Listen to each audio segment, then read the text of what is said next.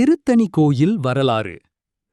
பழமையான தமிழ்நாட்டின் பசுமை நிறைந்த மலைகளும் அடர்ந்த காடுகளும் சூழ்ந்த பகுதியில் ஒரு வேடுவர் குடி வாழ்ந்து வந்தது. அந்த குடியின் தலைவன் அன்புடன் வளர்த்த அழகிய இளம்பெண்தான் வள்ளி. வள்ளி தினமும் தினைப்புணத்தை காக்கச் செல்வாள். அவள் இயற்கையை நேசிப்பவள். நதிக்கரையில் வீசும் தென்றலும் காடுகளில் பாடும் பறவைகளும் அவளுக்கு மிகவும் பிடித்தவை. ஆனால் வள்ளி சாதாரண பெண் அல்ல. அவள் பிறந்ததிலிருந்தே தெய்வ அருள் பெற்றவள். அவளின் விதி முருகப்பெருமானுடன் இணைவதாக இருந்தது. ஒருநாள் முருகன் வள்ளியைக் கண்டு அவளின் அழகிலும் தூய மனதிலும் மயங்கினார். உடனே அவளை மனம் முடிக்க விரும்பினார். முருகன் முதலில் அழகிய வேடன் வடிவில் வள்ளியின் முன்வந்தார். காட்டுப்பாதையில் அவளிடம் மெதுவாக பேச முயன்றார். ஆனால் வள்ளி வெட்கத்துடனும் எச்சரிக்கையுடனும் இருந்தாள். இங்கே யாராவது பார்த்துவிட்டால் பிரச்சனையாகிவிடும், தயவு செய்து செல்லுங்கள் என்று கூறினாள். முருகன் அவளின் துணிவை பார்த்து சிரித்தார். பின்னர் முருகன் வயதான சாமியாராக வேடமிட்டு வள்ளியிடம் வந்தார். மகளே, எனக்கு பசி, கொஞ்சம் உணவும் தண்ணீரும் தருவாயா என்று கேட்டார். அன்பான மனம் கொண்ட வள்ளி உடனே உணவும் தண்ணீரும் கொடுத்தாள்.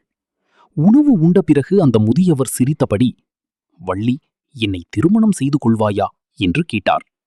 இதை கேட்ட வள்ளி கோபமடைந்தாள். இந்த வயதில் இப்படி பேசுகிறீர்களே என்று கண்டித்தாள். முருகன் அமைதியாக சிரித்து கொண்டார்.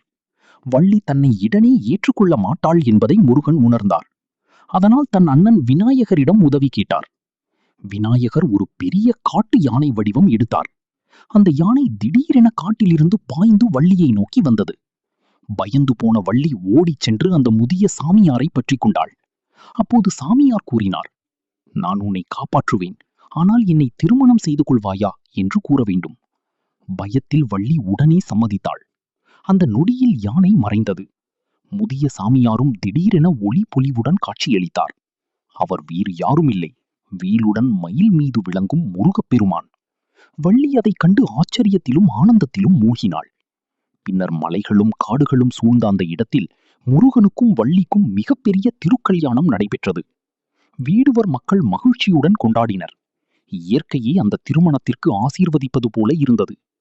அதன் பிறகு வள்ளி முருகனின் அன்பு நிறைந்த துணைவியாக விளங்கினாள். இந்த கதை காதல், பக்தி, பொறுமை மற்றும் இறைவனின் அருள் ஆகியவற்றின் அழகான அடையாளமாக இன்று வரை தமிழர் இதயங்களில் வாழ்கிறது. இந்த வீடியோ பிடித்திருந்தால் லைக், ஷேர் அண்ட் சப்ஸ்கிரைப் செய்யுங்கள்.